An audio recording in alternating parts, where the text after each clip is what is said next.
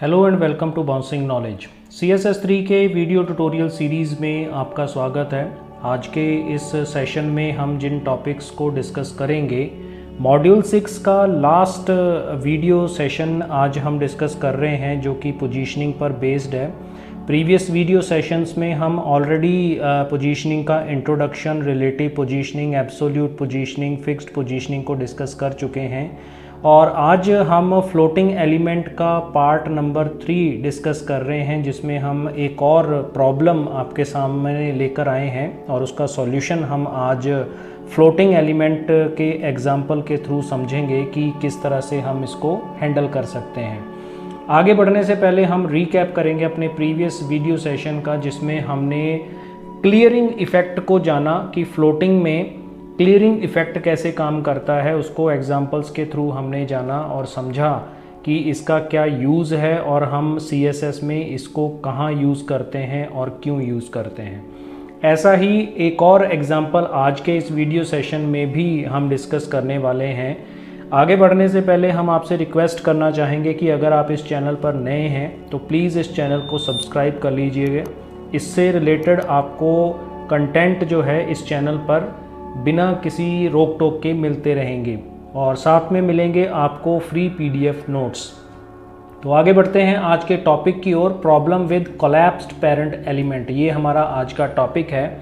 एक बड़ी कॉमन सी प्रॉब्लम है जो फ्लोट के साथ पाई जाती है कि जब हम पेरेंट एलिमेंट के अंदर कुछ और चाइल्ड एलिमेंट्स यूज़ कर देते हैं तो वो चाइल्ड एलिमेंट क्या करते हैं, पेरेंट एलिमेंट को कोलैप्स कर देते हैं, यानी कि हमें उसका कोई असर दिखाई नहीं देता है। ये हम आज इस एग्जाम्पल में अच्छी तरह से समझेंगे। इसके लिए हम इस एग्जाम्पल को डिस्कस करते हैं पहले, तो हम क्लियरली समझ पाएंगे कि क्या इसमें माजरा है और हम इसको किस तरह से हैंडल कर सकते हैं। तो यहाँ पर पेरेंट नाम की हमने एक क्लास बनाई और उसका बैकग्राउंड कलर हमने सियान रखा। चाइल्ड एलिमेंट के लिए हमने फ्लोटिंग लेफ़्ट रखी है, margin 10 pixel, background colour pink रखा है। हाइट विड्थ सेट कर दी हमने 50 पिक्सल्स की और पैडिंग हमने 5 पिक्सल्स का रखा है। डिव को हमने यूज़ किया। पेरेंट एलिमेंट के अंदर हमने 3 डिव एलिमेंट्स लगाए हैं जिनको बॉक्स 1, बॉक्स 2 और बॉक्स 3 रखा है और हमारे पास आउटपुट क्या आएगा, इस तरह का आउटपुट आएगा। अब यहाँ पर आप सोच रहे होंगे कि पेरेंट एलिमेंट हमें कहीं दिखाई नहीं दे रहा है। बॉक्स 1, बॉक्स 2 और बॉक्स 3 तो दिखाई दे रहे हैं, लेकिन हमने जो पेरेंट एलिमेंट का डिव बनाया है जिसका बैकग्राउंड कलर सियान था, वो हमें यहाँ पर कहीं भी नज़र नहीं आ रहा है। यही प्रॉब्लम है जो हम आपके साथ डिस्कस कर रहे हैं और इसको कैसे दूर किया जा सकता है, आज के नेक्स्ट एग्जाम्पल के अंदर हम इसका सॉल्यूशन देखेंगे। तो पहले हम इस एग्जाम्पल को समझ लेते हैं। यहाँ पर हम सबसे पहले तो पेरेंट नाम की एक क्लास बना रहे हैं और इस क्लास के अंदर हमने सिंपली बैकग्राउंड कलर रखा और इस कलर को हमने सियान जो है वो नाम दे दिया। सियान कलर हमने यहाँ पे स्पेसिफाई कर दिया। फिर उसके बाद चाइल्ड हमने बनाई क्लास। इसके अंदर जो फ्लोट है वो हमने लेफ़्ट रखा है। फिर उसके बाद मार्जिन जो है, मार्जिन हमने 10 पिक्सल्स का रख दिया, 10 पिक्सल्स का मार्जिन रख दिया। फिर उसके बाद बैकग्राउंड कलर हम इसके अंदर सेटअप कर रहे हैं, सपोज़ पिंक। फिर उसके बाद यहाँ पे विड्थ जो है वो हमने स्पेसिफाई कर दी 50 पिक्सल्स की। फिर उसके बाद जो हाइट है ये भी हमने 50 पिक्सल्स की सेटअप कर दी और लास्ट में हम पैडिंग इसके अंदर सेटअप कर रहे हैं 5 पिक्सल्स का। ये हमारा स्टाइल क्रिएट हो गया। अब बॉडी के अंदर हम क्या करते हैं, सबसे पहले डिव पेरेंट एलिमेंट बनाते हैं और इसमें हमने क्लास को कॉल कर लिया, पेरेंट को, पेरेंट क्लास को हमने इसमें कॉल कर दिया और इसमें हम डिव क्लास बना रहे हैं। सबसे पहले डिव एलिमेंट यूज़ कर रहे हैं और इसमें हम क्लास यूज़ कर रहे हैं चाइल्ड। और इस चाइल्ड में हमने सबसे पहले बनाया बॉक्स 1। ऐसे ही दूसरी डिव हमने यूज़ की और इसमें हमने क्लास यूज़ किया चाइल्ड और इसमें हम दे देते हैं बॉक्स 2। और ऐसे ही तीसरा एलिमेंट हमने यहाँ पे बनाया डिव यहाँ पे क्लास दिया और यहाँ पे हम दे रहे हैं चाइल्ड, और इसमें हम दे रहे हैं बॉक्स 3। तो ये हमारा एलिमेंट्स बन गए। अब हम इसको रन करते हैं। 25 नंबर हमारा प्रोग्राम है, इसको हम डबल क्लिक करके रन करते हैं और यहाँ पर आप देख सकते हैं कि 3 बॉक्सेस तो अपीयर हो रहे हैं, लेकिन वो सियान कलर यहाँ पर नहीं आ रहा है। तो वो पेरेंट एलिमेंट कहाँ गया?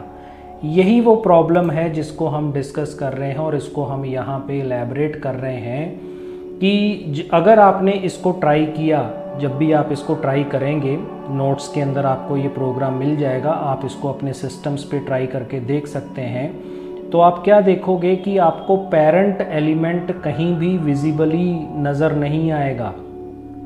तो क्यों नहीं नज़र आएगा? ये सियान बैकग्राउंड जो हमने सेटअप किया है वो कहाँ गया?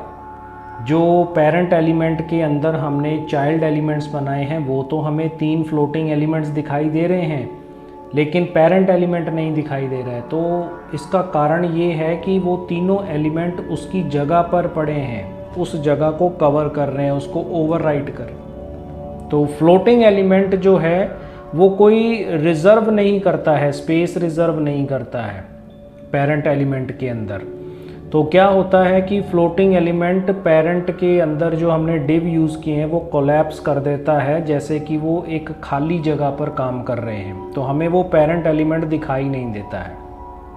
तो 3 चाइल्ड हमने जो डिव यूज़ किए हैं वो पेरेंट एलिमेंट के अंदर होते हुए भी उसका हिस्सा नहीं है और हमें वो दिखाई नहीं दे रहा। पेरेंट एलिमेंट भी वहीं पर मौजूद है, लेकिन वो उन चाइल्ड एलिमेंट्स के पीछे छुप गया है, वो हमें नज़र नहीं आ रहा है।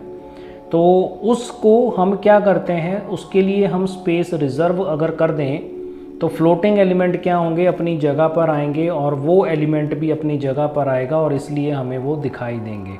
तो इस प्रॉब्लम का सॉल्यूशन हम इस एग्जाम्पल में देखेंगे। एग्जाम्पल नंबर 2 में यहाँ पर हम एक सॉल्यूशन कर रहे हैं और यहाँ पर हम क्लियर प्रॉपर्टी का यूज़ कर रहे हैं। एक क्लियर नाम की क्लास हम यूज़ करेंगे, जो कि हमने प्रीवियस एग्जाम्पल में और प्रीवियस वीडियो सेशन में भी किया था कि क्लियर को बोथ साइड से हम क्या कर देंगे, क्लियर कर देंगे। सिंपली इतना ही करना है।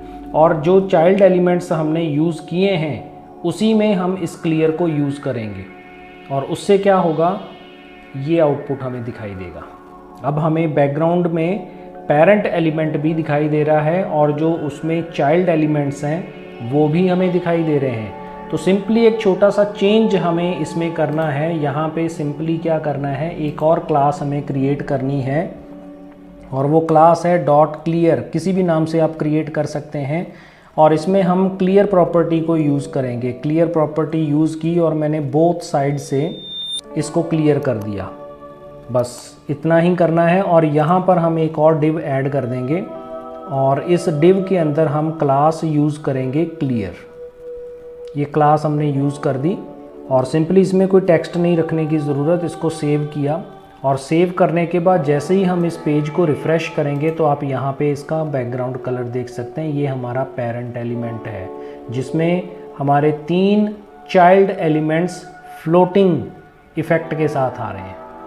तो अगर हम इसको यूज़ करते हैं, इस प्रॉपर्टी को यूज़ करते हैं, तो हमारा ये जो पेरेंट एलिमेंट है वो भी हमें विजिबली दिखाई देता है और जो चाइल्ड एलिमेंट्स हमने इसमें यूज़ किए हैं वो भी हमें अपनी अपीयरेंस के साथ उस पेरेंट एलिमेंट में इंक्लूडेड दिखाई देते हैं। तो आई होप कि आपको ये कॉन्सेप्ट अच्छी तरह से क्लियर हो गया होगा, फ्लोटिंग एलिमेंट कैसे काम करता है और उसमें जो कुछ प्रॉब्लम्स हैं जो फ्लोटिंग के साथ इंक्लूडेड रहती हैं उनको हम किस तरह से हैंडल कर सकते हैं, ये हमने 1-2 वीडियोस के अंदर डिस्कस किया है। इसमें अगर चाहते तो हम इसको एक वीडियो में भी कवर कर सकते थे, लेकिन क्योंकि ये प्रॉब्लम्स को समझने के लिए थोड़ा सा टाइम लगता है और वीडियो बहुत लंबा हो जाने की वजह से उसको पूरा देखना पॉसिबल नहीं हो पाता, इसलिए हमने इसको 3 छोटे छोटे हिस्सों में डिवाइड करके एक्सप्लेनेशन बेटर बनाने के लिए इन वीडियोस को डिवाइड किया है। आई होप कि आपको ये कॉन्सेप्ट अच्छी तरह से क्लियर हो गया होगा। तो यहाँ हमारा मॉड्यूल जो है वो फिनिश होता है। 6 मॉड्यूल्स हमने कंप्लीट कर लिए हैं।